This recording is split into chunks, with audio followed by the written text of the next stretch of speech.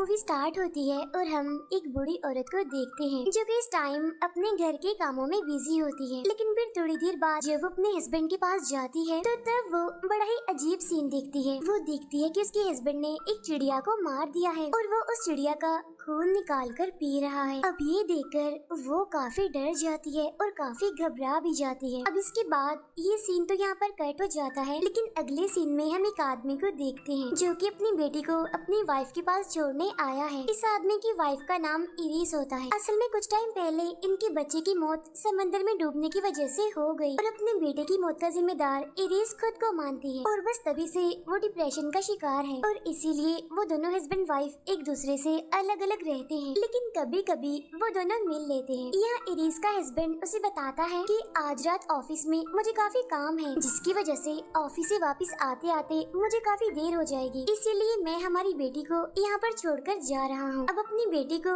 Iris के पास छोड़ने के बाद वो वहाँ से चला जाता है। अब इरिस अपनी बेटी को लेकर एक एथलेटिक क्लब में पहुँचती है और यहाँ पर इरिस असल में सिक्योरिटी गार्ड की जॉब करती है और आज उसकी नाइट शिफ्ट होती है। इरिस यहाँ पर अपनी बेटी को बास्केटबॉल वाले हॉल में लेकर आती है और वो उसे कहती है कि तुम यहीं पर ही खेलना और कोई शरारत मत करना और यहाँ से बाहर भी मत जाना। ये बातें करते हुए वो अपनी बेटी को एक मोबाइल भी देती है ताकि वो उस क्लब में लगे सीसीटीवी कैमरा को मॉनिटर कर सके, या अगर उसकी बेटी को कोई भी प्रॉब्लम हो तो वो अपनी मदर यानी कि इरिस से कांटेक्ट कर सके। इसके बाद इरिस उसे वहीं पर ही छोड़कर वहाँ से चली जाती है। यानी यहाँ पर वो दोनों माँ बेटी एक दूसरे से अलग अलग हो जाती हैं। इरिस के जाने के बाद उसकी बेटी वहीं पर खेलने लगती है और खुद इरिस सीसीटीवी रूम में जाकर उन्हें मॉनिटर करने लगती है। फिर कुछ देर बाद इरिस की बेटी उसे याद करवाती है, मामा आज का दिन आपको याद है, आज मेरे भाई की बर्थडे है, यानी इरिस के उस बच्चे की जिसकी डेथ हो गई है। अब ये जानकर इरिस काफी दुखी हो जाती है। तभी इरिस को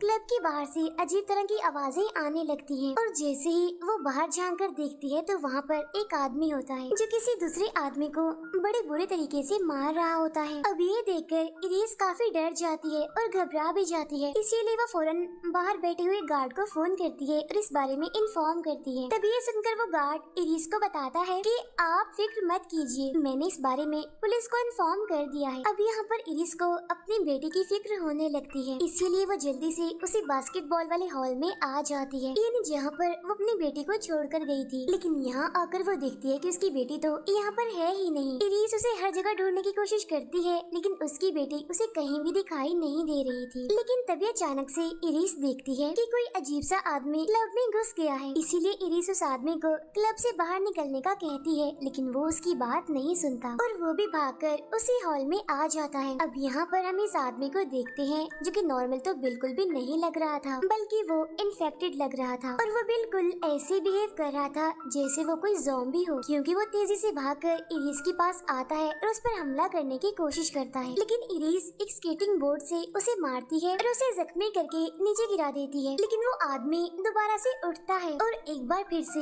वो इरिस के पीछे भागने लगता है। अब इस वजह से इरिस काफी डर जाती है और जल्दी से ही वहाँ से वो निकल जाती है। वो एक रूम में आ जाती है और वहाँ के दरवाजे को अच्छे से वो बंद कर लेती है। फिर इरिस डोर के हॉल से बाहर देखती है जहाँ पर बहुत सारे लोग अजीब तरह से इधर उधर भाग रहे थे, साथ ही साथ वो सिक्योरिटी गार्ड भी वहाँ पर मरा हुआ पड़ा था। अब ये देखकर इरिस और डर जाती है। वो फौरन से सीसीटीवी कैमरास को चेक करती है ताकि उसकी बेटी को जल्द से जल्द ढूंढा जा सके और तभी उसे एक रूम में अपनी बेटी नजर आ जाती है, इसीलिए इरिस फौरन उस रूम में लगे हुए फोन पर कॉल करती है जहाँ उसकी बेटी भी कॉल पिक कर लेती है। यहाँ इरिस अपनी बेटी से कहती है कि बेटा मेरी बात गौर से सुनो, तुम्हें डरने की कोई भी जरूरत नहीं है, बस मेरी बेटी तुम उस रूम को अच्छे से लॉक करके रखना, बहुत जल्द मैं तुम्हें वहाँ से निकाल कर ले जाऊंगी।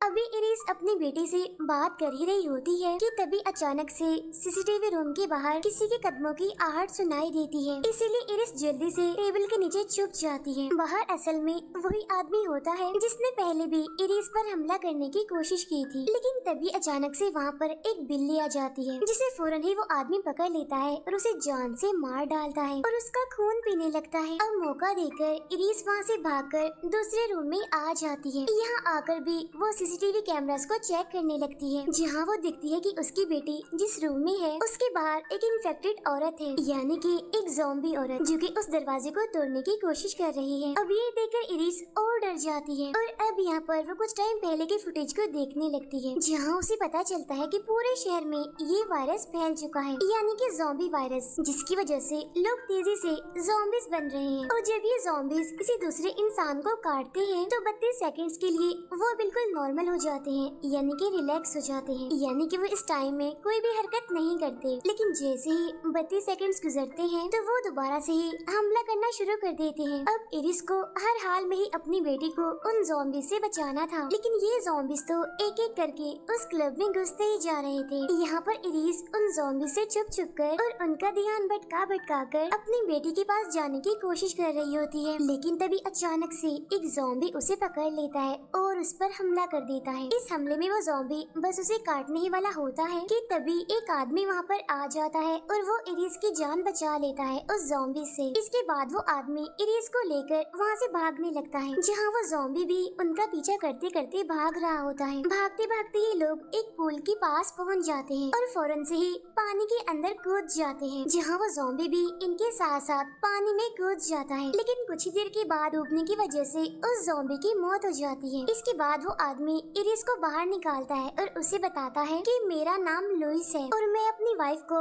हॉस्पिटल लेकर जा रहा था, क्योंकि मेरी वाइफ का बेबी होने वाला है। लेकिन रास्ते में ज़ॉम्बीज ने हमारी एम्बुलेंस पर हमला कर दिया और इसी वजह से मैं अपनी वाइफ को लेकर यहाँ पर आ गया। इसीलिए अब तुम्हें ही मेरी वाइफ की मदद करनी होगी ताकि मेरी वाइफ बेबी को पैदा कर सके। यहाँ पर लुइस इरिस को ये भी बताता है कि ज़ॉम्बीज असल में पानी के अंदर तैर नहीं सकते, इसीलिए कुछ देर में ही डूबने की वजह से उनकी मौत हो जाती है। अब इन बातों के बाद लुइस इरिस को लेकर अपनी वाइफ के पास आता है, लेकिन यहाँ पर आकर इरिस देखती है कि लुइस की वाइफ नॉर्मल नहीं है बल्कि वो इन्फेक्टेड है, जिसे लुइस ने चेयर से बांधा हुआ था। यहाँ पर लुइस की वाइफ एक खतरनाक ज़ॉम्बी में बदल गई थी। अब ये देखकर इरिस इतना घबरा जाती है कि वो हेल्प करने से साफ इनकार करती है और वहाँ से भागने लगती है। और तब इस वजह से लुइस को काफी गुस्सा आता है, इसीलिए वो बातों ही बातों में इरिस से कहता है कि अगर तुम्हारी बेटी ज़ॉम्बी बन जाती तो तब तुम क्या करती, तब तुम उसकी भी हेल्प न करती क्या? तब ये सुनकर इरिस हैरान हो जाती है और वो उसे पूछती है कि तुम मेरी बेटी के बारे में कैसे जानते हो? तब ये सुनकर लुइस कहते हैं क्योंकि तुम्हारी बेटी मेरे पास है, मैंने असल में उसे छुपाया हुआ है और बचा कर रखा हुआ है इन ज़ॉम्बी से। इसीलिए इरिस सोच लो, अगर तुम मेरी मदद करोगी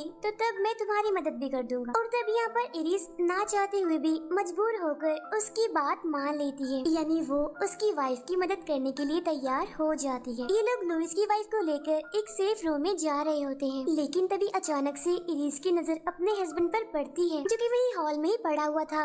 वो काफी जख्मी था और तड़प रहा था। ये देखकर इरिस भागकर अपने हस्बैंड के पास जाती है, जहाँ वो देखती है कि उसका हस्बैंड इतना जख्मी है कि वो अपनी आखिरी सांसें गिन रहा है। असल में उसका हस्बैंड यहाँ पर इसीलिए था क्योंकि वो अपनी बेटी को लेने के लिए आया था, लेकिन यहाँ पर ज़ॉम्बीज ने उस पर हमला करके उसे इंजर्ड कर दिया। और अब देखते ही देखते इरिस के हस्बैंड की यहीं पर ही मौत हो जाती है। अब इस वजह से इरिस इतना दुखी हो जाती है, इतना टूट जाती है कि वो रोने लगती है। लेकिन तभी हम देखते हैं कि और भी बहुत सारे ज़ॉम्बीज क्लब के अंदर घुस गए हैं और जहाँ पर ये दोनों थे वो ज़ॉम्बीज यहाँ पर आने की कोशिश कर रहे थे ताकि वो इन दोनों पर हमला कर सके।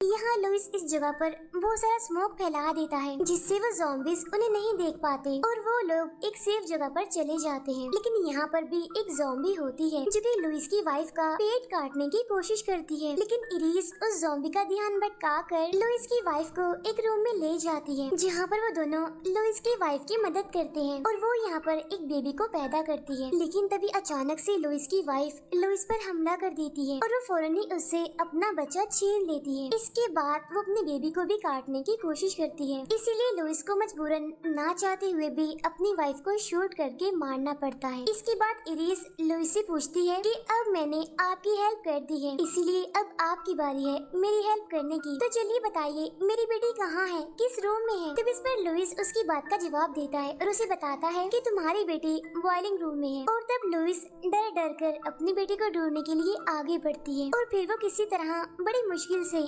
बॉइलिंग रूम तक पहुंच जाती है। यहाँ आकर वो दिखती है कि इस रूम में उसकी बेटी का बैग पड़ा हुआ है। साथ ही साथ यहाँ आसपास बहुत सारा खून भी फैला हुआ था। लेकिन तभी अचानक से इरिस की नजर आग पर पड़ती है, जहाँ आग में एक लड़की की डेड बॉडी पड़ी हुई थी जो कि बुरी तरह से जल रही होती है। अब ये देखकर इरिस काफी दुखी हो जाती है और रोने लगती है, क्योंकि उसे ये लग रहा था कि ये डेड बॉडी उसकी बेटी की ही है। इसके बाद इरिस वहाँ पर पड़ी हुई एक गन उठा लेती है। फिर वो खुद को शूट करके सुसाइड करने वाली होती ही है कि तभी उसे वहाँ पर एक चूहा दिखाई देता है, जो कि एक रूम का दरवाजा खुला होने की वजह से अंदर चला जाता है। इसीलिए अब इरिस भी उसके पीछे पीछे जाती है, जहाँ उसे उस रूम में उसकी बेटी मिलती है। यानी इसका मतलब ये था कि उसकी बेटी अभी जिंदा थी। उसे जिंदा देखकर इरिस काफी खुश होती है और उसे गले से लगा लेती है। दोनों माँ बेटी एक दूसरे से मिलकर काफी खुश हो जाती हैं और ये सीन काफी इमोशनल होता है। इसके बाद वो अपनी बेटी को लेकर वहाँ से जाने लगती है, लेकिन वहाँ हॉल में बहुत सारे ज़ॉम्बीज थे जो कि वहाँ पर खड़े हुए थे, लेकिन वो कोई भी हरकत नहीं कर रहे थे। इसका मतलब ये था कि 32 सेकंड्स के लिए वो बिल्कुल रिलैक्स थे। इसीलिए इरिस यहाँ पर टाइमर लगाकर ज़ॉम्बीज के बीच में से निकलने की कोशिश करने लगती है, लेकिन तभी टाइम खत्म हो जाता है, जहाँ वो सारे ज़ॉम्बीज वापिस से अपनी असली हालत में आ जाते हैं और उन दोनों पर हमला करने की कोशिश करते हैं। तो वो दोनों डर कर वहाँ से भागने लगती हैं। बहुत सारे ज़ॉम्बीज उनके पीछे पड़ जाते हैं, लेकिन वो दोनों फिर भी हिम्मत नहीं हारती और आगे बढ़ती रहती हैं। फिर वो भागते भागते क्लब से बाहर आ जाते हैं, जहाँ ज़ॉम्बीज भी बाहर आ जाते हैं उनका पीछा करते करते। वो दोनों वहाँ पर खड़ी हुई एक गाड़ी में आकर बैठ जाते हैं। फिर इरिस लकड़ी का एक टुकड़ा लेकर उसे रेस पर रखती है और गाड़ी को स्टार्ट कर देती है। फिर वो दोनों दोबारा से गटर के रास्ते से होकर दोबारा से क्लब के अंदर आ जाती हैं। इस तरह से ये खाली गाड़ी ही आगे चलती जा रही थी, क्योंकि रेस पर लकड़ी का टुकड़ा जो रखा हुआ था और ज़ॉम्बीज को यही लग रहा था कि वो दोनों माँ बेटी इसी गाड़ी में ही है। इसीलिए ज़ॉम्बीज उस गाड़ी को रोक लेते हैं और अंदर चेक करते हैं, लेकिन वो देखती है कि अंदर तो कोई भी नहीं है, गाड़ी खाली है। यानी इस तरह से यहाँ पर इरिस का प्लान कामयाब हो गया, यानी वो इन ज़ॉम्बीज को धोखा देने में सक्सेसफुल ही रही। इसके बाद हम इरिस और उसकी बेटी को देखते हैं, जो कि क्लब के अंदर होती हैं और आगे बढ़ रही होती हैं। जहाँ कुछ आगे जाने के बाद उन्हें लुइस मिलता है, जो कि काफी बुरी हालत में था। यहाँ इस टाइम लुइस के पास उसका बच्चा भी होता है। यहाँ पर लुइस इरिस को बताता है कि बाहर समंदर के पास मेरी एक बोट खड़ी हुई है, जिसके जरिए तुम यहाँ से भाग सकती हो, इस मुसीबत से निकल सकती हो। बस किसी तरह तुम यहाँ से निकलकर बोट तक पहुँच जाओ और बस फिर तुम बोट में बैठकर यहाँ से निकल जाना। अभी लुइस उसे ये बातें बता ही रहा होता है, तो तभी अचानक से वहाँ पर वही वाला ज़ॉम्बी आ जाता है, यानी जो मूवी के स्टार्ट से ही इरिस के पीछे पड़ा हुआ है। यहाँ पर इरिस उस ज़ॉम्बी को मारने की कोशिश करती है, लेकिन वो ज़ॉम्बी उसे ही नीचे गिरा देता है। लेकिन जैसे वो ज़ॉम्बी इरिस पर हमला करने की कोशिश करता है, तो इरिस की बेटी एक स्टेपल गन उठाती है और वो उस ज़ॉम्बी को शूट करके मार देती है। इसके बाद वो दोनों दोबारा से उठती हैं और लुइस के पास जाती हैं, लेकिन वो देखती हैं कि लुइस अब मर चुका है। फिर इरिस उसके बच्चे को उठाती है और ये दोनों एग्जिट डोर के पास जाती हैं। फिर वो दोनों किसी तरह यहाँ से बाहर निकलकर बोट की तरफ जाने लगती हैं, लेकिन तभी हम देखते हैं कि बहुत सारे ज़ॉम्बीज भी यहाँ पर उनके पीछे भाग रहे हैं और जितनी भी बोट्स हैं उन सभी को आग लगी हुई है। इसका मतलब ये था कि यहाँ से निकलने का उनके पास कोई भी रास्ता नहीं था। और अब यहाँ पर ये सवाल रह गया है कि इरिस और उसकी बेटी क्या यहाँ पर सरवाइव करेंगी या वो भी इन ज़ॉम्बीज के हाथों मारी जाएंगी। अब इसी सवाल और कंफ्यूजिंग एंडिंग के साथ ही ये मूवी यहीं पर एंड हो जाती है। Thank you for watching.